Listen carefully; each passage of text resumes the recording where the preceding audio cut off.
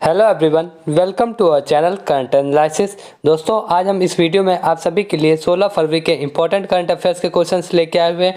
दोस्तों, आज इस वीडियो में हम 16 फरवरी के इंपॉर्टेंट करंट अफेयर्स के साथ साथ पुराने करंट अफेयर्स और स्टैटिक जीके के भी क्वेश्चंस को कवर करने वाले हैं। दोस्तों, अगर आप किसी भी एग्जाम की तैयारी करते हैं तो यह वीडियो आप सभी के लिए काफ़ी ज़्यादा इंपॉर्टेंट होने वाली है। तो दोस्तों, इस वीडियो को इन तक देखिएगा। अगर सेशन पसंद आता है तो वीडियो को लाइक कीजिएगा और हमारे चैनल करंट एनालिसिस को भी सब्सक्राइब कर लीजिएगा और बेल आइकन को भी प्रेस कर लीजिएगा ताकि आने वाली हर एक वीडियो की अपडेट आपको मिलती रहे।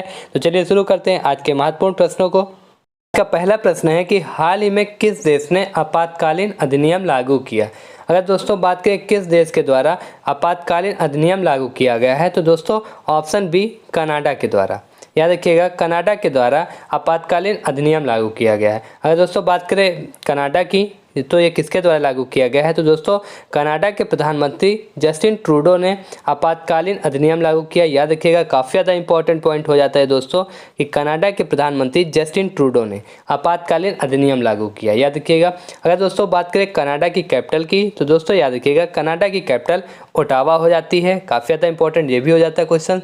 तो दोस्तों राजधानी क्या हो जाती है कनाडा की? ओटावा। अगर मुद्रा की बात करें कनाडा में तो दोस्तों कैनेडियन डॉलर ये कनाडा की मुद्रा हो जाती है। दोस्तों चलिए बढ़ते हैं नेक्स्ट क्वेश्चन की ओर। नेक्स्ट क्वेश्चन है कि टीटीएफआई के संचालन के लिए प्रशासकों की समिति के अध्यक्ष के रूप में किसे नियुक्त किया गया है। अगर दोस्तों बात करें TTFI table tennis federation of India के संचालन के लिए प्रशासकों की समिति के अध्यक्ष के रूप में किसे नियुक्त किया गया है तो दोस्तों गीता मित्तल जी को टीटीएफआई के संचालन के लिए समिति के अध्यक्ष के रूप में नियुक्त किया गया है। दोस्तों अगर बात करें टीटीएफआई की तो दोस्तों टीटीएफआई का फुल फॉर्म हो जाता है table tennis federation of India. याद रखिएगा टीटीएफआई का फुल फॉर्म क्या है दोस्तों? Table tennis federation of India. अगर दोस्तों इसकी इस्टेब्लिशमेंट की बात करें तो 1926 में टीटीएफआई की इस्टेब्लिशमेंट हुई थी और हेडक्वार्टर इसका दोस्तों नई दिल्ली में हो जाता है। याद रखिएगा, नई दिल्ली में टीटीएफआई का हेडक्वार्टर हो जाता है और इस टाइम प्रेजेंट टाइम में हेड कौन है टीटीएफआई के तो दुष्यंत चौटाला जी हेड हो जाते हैं। TTFI table tennis federation of India के हेड तो दुष्यंत चौटाला जी हो जाते हैं। चलिए बढ़ते हैं नेक्स्ट क्वेश्चन की ओर। दोस्तों नेक्स्ट क्वेश्चन है कि SPMCIL के 17वें स्थापना दिवस के अवसर पर निर्मला सीतारमण ने कौन सा पहला रंगीन स्मारिका सिक्का लॉन्च किया है। तो दोस्तों बात करें SPMCIL के 17वें स्थापना दिवस के अवसर पे ये निर्मला सीतारमण जी के द्वारा पहला रंगीन स्मारिका सिक्का लॉन्च किया गया है। तो दोस्तों कौन सा सिक्का पहला रंगीन सिक्का हो जाता है दोस्तों? पंचतंत्र। याद रखिएगा कौन सा? तो पंचतंत्र। अगर दोस्तों बात करें SPMCIL की तो दोस्तों आइए इसको डिटेल में जानते हैं। बात करें इंडिया में total note printing press total कितनी है इंडिया में तो दोस्तों याद रखिएगा total note printing press India में 4 हो जाती है। कितनी? 4, जिसमें से एक मैसूर और एक सालबोनी में। याद रखिएगा ये दोनों जो कि नोट प्रिंटिंग प्रेसें हैं ये दोस्तों RBI के तहत भारतीय reserve bank note printing press के तहत कार्य देखरेख RBI की देखरेख के तहत ये कार्य करती हैं। कौन सी? मैसूर और सालबोनी नोट प्रिंटिंग प्रेस किसके तहत कार्य करती है दोस्तों? तो याद रखिएगा RBI के तहत और ये नोट प्रिंटिंग प्रेस हो जाती है भारतीय reserve bank note printing press. इसी अगर इसकी स्टैब्लिशमेंट की बात करें दोस्तों BRBNPP की तो दोस्तों याद रखिएगा इसकी स्टैब्लिशमेंट 1995 में हुई थी और इसका हेडक्वार्टर बेंगलुरु में हो जाता है। याद रखिएगा दोस्तों जो मैसूर नोट प्रिंटिंग प्रेस और सालबोनी नोट प्रिंटिंग प्रेस है इसकी देखरेख RBI करता है। इसके तहत भारतीय reserve bank note printing press के तहत इसकी नोट प्रिंटिंग होती है दोस्तों। तो याद रखिएगा ये काफ़ी ज़्यादा इंपॉर्टेंट हो जाता है नोट प्रिंटिंग प्रेस। अगर दोस्तों बात करें और दूसरी तीसरी और चौथी नोट प्रिंटिंग प्रेस की दोस्तों तीसरी हो जाती है देवास नोट प्रिंटिंग प्रेस और नासिक नोट प्रिंटिंग प्रेस।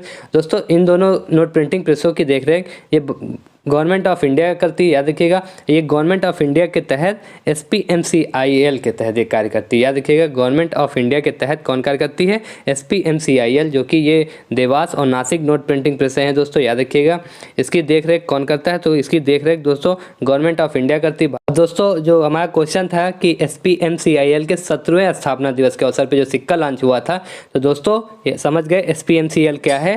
तो दोस्तों SPMCIL का फुल फॉर्म हो जाता है security printing and minting corporation of India. दोस्तों याद रखिएगा security printing and minting corporation of India. इसी कंपनी के 17वें स्थापना दिवस के अवसर पर निर्मला सीतारमण जी के द्वारा एक सिक्का लॉन्च किया गया था पंचतंत्र रंगीन स्मारकी सिक्का था, पंचतंत्र स्मारकी सिक्का था। याद रखिएगा अगर SPMCIL की इस्टेब्लिशमेंट की बात करें दोस्तों तो 10 फरवरी 2006 को हुई थी। याद रखिएगा और 2022 में इसकी 70वीं स्थापना दिवस मनाई गई, याद रखिएगा। इसका हेडक्वार्टर नई दिल्ली में हो जाता है।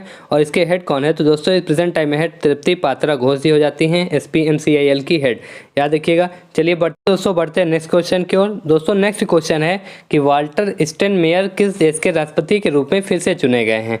अगर दोस्तों बात करें वाल्टर स्टाइनमायर ये किस देश के फिर से राष्ट्रपति चुने गए हैं, तो दोस्तों ये जर्मनी के दोबारा राष्ट्रपति चुने गए हैं। याद रखिएगा राष्ट्रपति ये जर्मनी के चुने गए हैं, कौन, वाल्टर स्टाइनमायर। दोस्तों याद रखिएगा वाल्टर स्टाइनमायर को जर्मनी देश के फिर से राष्ट्रपति के रूप में चुना गया है। अगर दोस्तों जर्मनी की बात करें तो दोस्तों जर्मनी की कैपिटल बर्लिन हो जाती है, याद रखिएगा जर्मनी की कैपिटल बर्लिन है। और मुद्रा की बात करें तो यूरो चलती है। और संसद को क्या कहते हैं, तो बुंडस्टैग कहते हैं, दोस्तों याद रखिएगा। और दोस्तों हाल ही में जर्मनी के नए चांसलर चुने गए, ओलाफ स्कोल, याद रखिएगा। ये काफ़ी ज़्यादा इंपॉर्टेंट पॉइंट हो जाता है कि जर्मनी के हाल ही में नए चांसलर कौन बने हैं, तो दोस्तों ओलाफ स्कोल, इन्हें जर्मनी का नया चांसलर बनाया गया। और दोस्तों ये किसके स्थान लिए, तो ये भी काफ़ी ज़्यादा इंपॉर्टेंट हो जाता है। तो दोस्तों याद रखिएगा एंजेला मार्केल की जगह पे ओलाफ स्कोल को नया चांसलर बनाया गया। अगर दोस्तों आपसे पूछता है कि जर्मनी की पहली महिला चांसलर कौन थी, तो दोस्तों याद रखिएगा एंजेला मार्केल हो जाती है। एंजेला मार्केल जो कि जर्मनी की पहली महिला चांसलर थी। काफ़ी ज़्यादा इंपॉर्टेंट पॉइंट हो जाते हैं आपके एग्जाम के पॉइंट ऑफ व्यू से। दोस्तों अगर वीडियो पसंद आ रही है तो वीडियो को लाइक कीजिएगा और ज़्यादा से ज़्यादा लोगों को शेयर भी करते रहिएगा। चलिए बढ़ते हैं नेक्स्ट क्वेश्चन की ओर। दोस्तों नेक्स्ट क्वेश्चन है कि सैन्य अधिकारी पाल हेनरी सैंडगो दामिबा, याद रखिएगा पाल हेनरी सैंडगो दामिबा ने सैन्य तख्ता पलट के बाद किस देश के अंतरिम राष्ट्रपति के रूप में पदभार ग्रहण किया है। तो दोस्तों बात करें ये सैन्य अधिकारी पाल हेनरी सैंडगो दामिबा ने तख्ता पलट के बाद किस देश के अंतरिम राष्ट्रपति के रूप में पदभार ग्रहण किया है, तो दोस्तों बुर्किना फासो देश के ये अंतरिम राष्ट्रपति के रूप में पदभार ग्रहण किया। याद रखिएगा कि बुर्किना फासो देश हो जाता है जिसके अंतरिम राष्ट्रपति के रूप में किसने पदभार ग्रहण किया है दोस्तों, तो ये पाल हेनरी सैंडगो दामिबा जी ने पदभार ग्रहण किया है। चलिए दोस्तों अगर बात करें बुर्किना फासो देश की कैपिटल की, तो याद रखिएगा ओगोडोंगो, दोस्तों ये इसकी कैपिटल हो जाती है ओंगोडोंगो। और इसकी मुद्रा दोस्तों फ्रैंक हो जाती है, याद रखिएगा बुर्किना फासो की मुद्रा क्या होती है, फ्रैंक हो जाती है। और अंतरिम दोस्तों नेक्स्ट क्वेश्चन है कि भारत ने किस पड़ोसी देश को गेहूं भेजने के लिए विश्व खाद्य प्रोग्राम के साथ समझौता किया है। अगर दोस्तों बात करें किसके साथ ये समझौता किया गया है, किस पड़ोसी देश के साथ समझौता, तो दोस्तों याद रखिएगा अफगानिस्तान के साथ भारत ने समझौता किया है। WFP कार्यक्रम के तहत समझौता किया है कि उसे गेहूं भेजने के लिए। अगर दोस्तों बात करें WFP की, वर्ल्ड फूड प्रोग्राम की, तो दोस्तों इसकी इस्टेब्लिशमेंट 19 दिसंबर 1961 को हुई थी। याद रखिएगा काफ़ी ज़्यादा इंपॉर्टेंट हो जाता है कि WFP की फुल फॉर्म क्या हो जाती है, तो दोस्तों वर्ल्ड फूड प्रोग्राम हो जाता है। और इसकी इस्टेब्लिशमेंट कब हुई थी, तो दोस्तों 19 दिसंबर 1961 को WFP वर्ल्ड फूड प्रोग्राम की स्थापना हुई थी। अगर हेडक्वार्टर दोस्तों बात करें तो इसकी हेडक्वार्टर रोम इटली में हो जाती है। अगर हेड की बात करें तो डेविड विस्ले प्रेजेंट टाइम में WFP के हेड हो जाते हैं। अगर दोस्तों बात करें अफगानिस्तान की, तो दोस्तों अफगानिस्तान की कैपिटल काबुल हो जाती है। याद रखिएगा काफ़ी ज़्यादा इंपॉर्टेंट ये हो जाता है, प्रेजेंट टाइम में क्वेश्चन इससे रिलेटेड पूछ सकता है आपके एग्जाम में। दोस्तों अगर अफगानिस्तान की कैपिटल पूछता है तो काबुल हो जाती है। अगर मुद्रा की बात करें अफगानिस्तान में तो अफगानी चलती है अफगानिस्तान में, याद रखिएगा। अगर प्रधानमंत्री की बात करें तो हसन अंखुद वहाँ के अफगानिस्तान के प्रधानमंत्री हो जाते हैं। अब दोस्तों अगर बात करें अफगानिस्तान के राष्ट्रपिता की, तो दोस्तों अफगानिस्तान के राष्ट्रपिता अहमद शाह दुर्रानी जी हो जाते हैं। याद रखिएगा अहमद शाह दुर्रानी अफगानिस्तान के राष्ट्रपिता हैं। याद रखिएगा राष्ट्रपिता अगर आपसे पूछता है अफगानिस्तान के राष्ट्रपिता कौन है, तो अहमद शाह दुर्रानी हो जाते हैं। अगर दोस्तों अगर इनकी अहमद शाह दुर्रानी जी के बारे में डिटेल्स में बात करें तो दोस्तों 1761 के जो पानीपत का युद्ध हुआ था, जो पानीपत की तीसरी लड़ाई हुई थी, याद रखिएगा तीसरी पानीपत की लड़ाई कब हुई थी दोस्तों, 1761 में। तो उसमें अहमद शाह दुर्रानी और मराठा साम्राज्य के बीच में हुई थी। याद रखिएगा तीसरा पानीपत का युद्ध किन दोनों के बीच में हुआ था, तो दोस्तों याद रखिएगा अहमद शाह दुर्रानी और मराठा साम्राज्यों के बीच हुई थी, जिसमें अहमद शाह दुर्रानी ने जीता था अफगानिस्तान को। याद रखिएगा इसीलिए अफगानिस्तान का राष्ट्रपिता किसे कहा जाता है, तो दोस्तों अहमद शाह दुर्रानी को अफगानिस्तान का राष्ट्रपिता कहा जाता है। अगर दोस्तों बात करें अफगानिस्तान के पशु की, तो दोस्तों याद रखिएगा अफगानिस्तान का राष्ट्रीय पशु हो जाता है हिम तेंदुआ।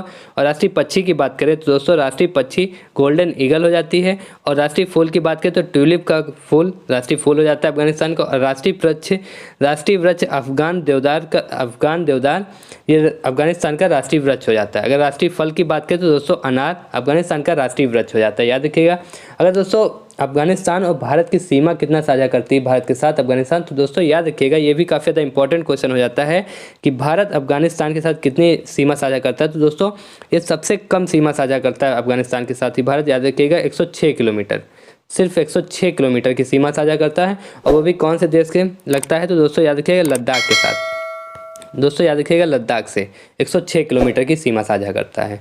चलिए देखते हैं नेक्स्ट क्वेश्चन। दोस्तों नेक्स्ट क्वेश्चन है कि जनवरी 2022 के लिए पुरुषों का ICC player of the month किसने जीता है।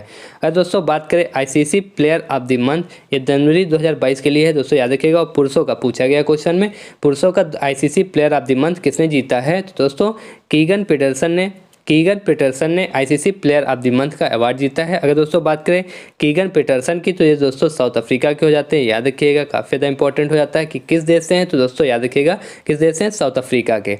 अगर दोस्तों फीमेल में बात करें तो फीमेल में हेदर नाइट को मिला है, ये जो कि इंग्लैंड की प्लेयर हो जाती है, याद रखिएगा। ये भी काफ़ी इंपॉर्टेंट हो जाता है। अगर मेल में पूछता है तो दोस्तों कीगन पीटरसन को मिला है, और किस देश के हो जाते हैं, तो साउथ अफ्रीका के। अगर फीमेल में पूछता है दोस्तों तो हेदर नाइट जो कि इंग्लैंड की प्लेयर हो जाती है, याद रखिएगा। ICC player of the month किसे मिला है, तो हेदर नाइट को, अगर फीमेल में पूछता है दोस्तों। चलिए दोस्तों और डिटेल की अगर बात करें, दोस्तों जनवरी 2021 की भी बात कर लेते हैं। ये जनवरी 2022 के ICC player of the month है। अगर दोस्तों आपसे एग्जाम में 2021 के player ICC of the month पूछता है तो दोस्तों मेल में ऋषभ पंत को मिला था, जो कि इंडिया के हैं। अगर दोस्तों फीमेल की बात करें तो शबनम इस्माइल, दोस्तों याद रखिएगा फीमेल में शबनम इस्माइल को मिला था। और ये किस देश की है दोस्तों, कमेंट सेक्शन में आप लोग कमेंट करके बताइएगा कि शबनम इस्माइल किस देश की प्लेयर हो जाती हैं। अब दोस्तों अगर बात करें आईसीसी की, इंटरनेशनल क्रिकेट काउंसिल के बारे में, तो दोस्तों आईसीसी की इस्टेब्लिशमेंट 15 जून 1909 को हुई थी, याद रखिएगा। आईसीसी की इस्टेब्लिशमेंट कब हुई थी, 15 जून 1909 को। अगर हेडक्वार्टर की बात करें तो हेडक्वार्टर यूएई दुबई में हो जाता है, याद रखिएगा। काफ़ी ज़्यादा इंपॉर्टेंट ये पॉइंट्स हो जाते हैं आपके एग्जाम के पॉइंट ऑफ व्यू से। दोस्तों आईसीसी का हेडक्वार्टर यूएई दुबई में है। अगर चेयरमैन की बात करें तो ग्रेग बर्कले जी हो जाते हैं। अगर ये पूछते किस देश से हैं तो दोस्तों ये भी याद रखिएगा, ये न्यूजीलैंड से हो जाते हैं। ग्रेग बर्कले जो कि आईसीसी के प्रेजेंट टाइम में चेयरमैन हैं, अगर पूछता है किस देश के हैं तो दोस्तों ये न्यूजीलैंड के हो जाते हैं। अगर दोस्तों बात करें सीईओ की, तो हाल ही में आईसीसी के सीईओ किसे बनाया गया है, जियोफ एलार्डिस को सीईओ बनाया गया है आईसीसी के। अगर दोस्तों जियोफ एलार्डिस की बात करें तो ये ऑस्ट्रेलिया के हो जाते हैं, याद रखिएगा ऑस्ट्रेलिया से हैं। और दोस्तों अगर टोटल पूछे कुल कितने सदस्य देश हैं, तो दोस्तों पहले आईसीसी में टोटल सदस्य देश 103 थे। अब प्रेजेंट टाइम में टोटल 106 देश हो गए, जिसमें से 3 देशों ने भी इसकी सदस्यता ग्रहण की, याद रखिएगा। अगर पूछता है नवीनतम 3 देश कौन से हैं जिन्होंने आईसीसी की सदस्यता ग्रहण की, तो दोस्तों याद रखिएगा ये पॉइंट काफ़ी ज़्यादा इंपॉर्टेंट हो जाता है। 3 नए सदस्य देश कौन से हैं, तो दोस्तों मंगोलिया, स्विट्जरलैंड और तजाकिस्तान, ये 3 नए सदस्य देश हो जाते हैं जिन्होंने आईसीसी की अभी हाल ही में सदस्यता ग्रहण की है। तो चलिए बढ़ते हैं नेक्स्ट क्वेश्चन की ओर।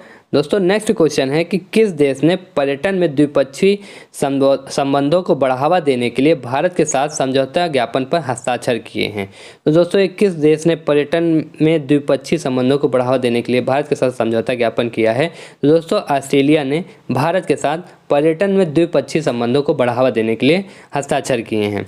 अगर दोस्तों बात करें ऑस्ट्रेलिया की, तो दोस्तों आप सभी को पता है कि ऑस्ट्रेलिया सबसे छोटा महाद्वीप हो जाता है, याद रखिएगा। ऑस्ट्रेलिया विश्व का सबसे छोटा महाद्वीप है। अगर दोस्तों ऑस्ट्रेलिया की कैपिटल की बात करें तो कैपिटल कैनबरा हो जाती है। और इसकी मुद्रा की बात करें ऑस्ट्रेलिया में, तो दोस्तों ऑस्ट्रेलिया की करेंसी या मुद्रा क्या हो जाती है, ऑस्ट्रेलियाई डॉलर। अगर प्रेजेंट टाइम में प्रधानमंत्री की बात करें कौन है, तो स्कॉट मॉरिसन ऑस्ट्रेलिया के प्रधानमंत्री हो जाते हैं। अगर बात करें ऑस्ट्रेलिया में भारतीय उच्चायुक्त कौन है, तो दोस्तों याद रखिएगा मनप्रीत बोहरा जी भारतीय उच्चायुक्त हो जाते हैं ऑस्ट्रेलिया में। काफ़ी ज़्यादा इंपॉर्टेंट हो जाता है ये, तो याद रखिएगा दोस्तों। चलिए बढ़ते हैं नेक्स्ट क्वेश्चन की ओर। दोस्तों नेक्स्ट क्वेश्चन है कि भारत सरकार किस वर्ष तक शुद्ध शून्य कार्बन उत्सर्जक बनने के लिए प्रतिबद्ध है।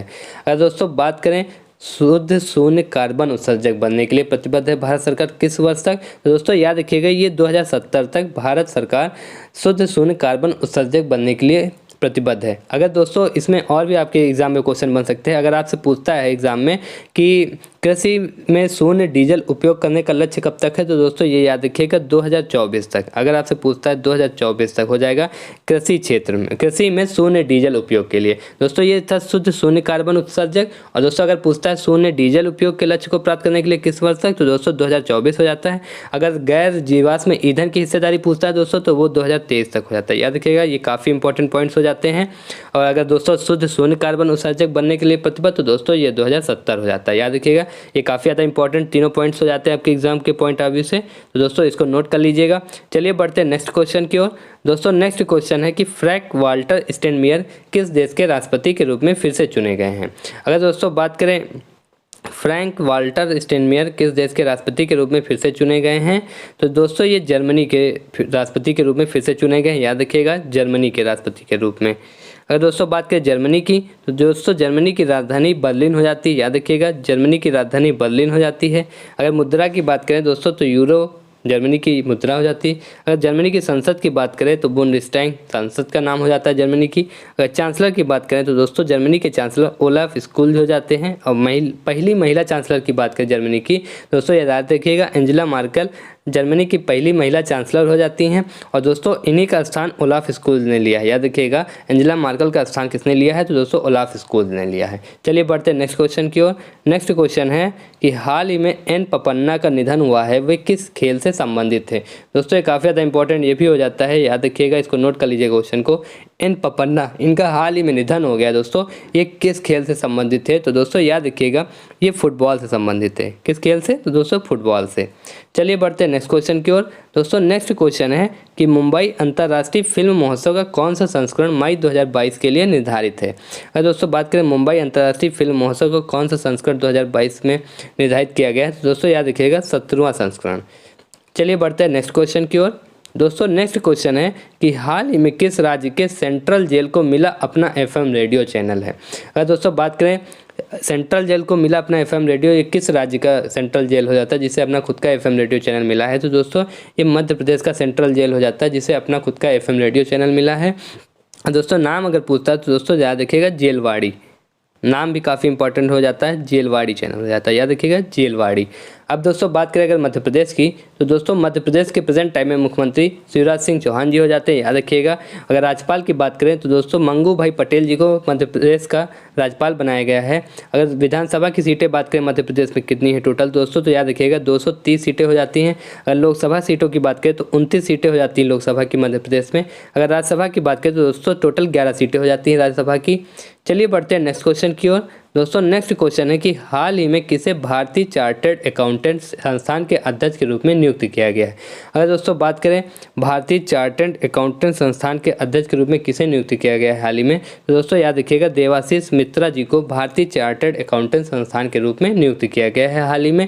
काफ़ी ज़्यादा इंपॉर्टेंट ये क्वेश्चन हो जाता है आपका एग्जाम के पॉइंट ऑफ व्यू से दोस्तों, तो इस क्वेश्चन को जरूर कायदे से नोट कर लीजिएगा और याद कर लीजिएगा कि भारतीय चार्टर्ड अकाउंट संस्थान के अध्यक्ष के रूप में किसे नियुक्त किया गया है? दोस्तों याद रखिएगा देवाशीष मित्रा जी को भारतीय चार्टर्ड अकाउंटेंट संस्थान के अध्यक्ष के रूप में नियुक्त किया गया है। तो दोस्तों फरवरी के इंपॉर्टेंट करंट अफेयर्स, तो दोस्तों कमेंट सेक्शन में बताइएगा वीडियो आपको कैसी लगी। अगर सेशन पसंद आया तो वीडियो को ज़्यादा से ज़्यादा लाइक कीजिएगा और ज़्यादा से ज़्यादा लोगों को शेयर भी कीजिएगा। और हमारे चैनल कंटेंट एनालिसिस को अभी तक सब्सक्राइब नहीं किया तो दोस्तों चैनल को भी सब्सक्राइब कर लीजिएगा और बेल आइकन को भी प्रेस कर लीजिएगा ताकि आने वाली हर एक वीडियो की अपडेट आपको मिलती रहे। तो चलिए मिलते हैं अगली वीडियो में, तब तक के लिए नमस्कार।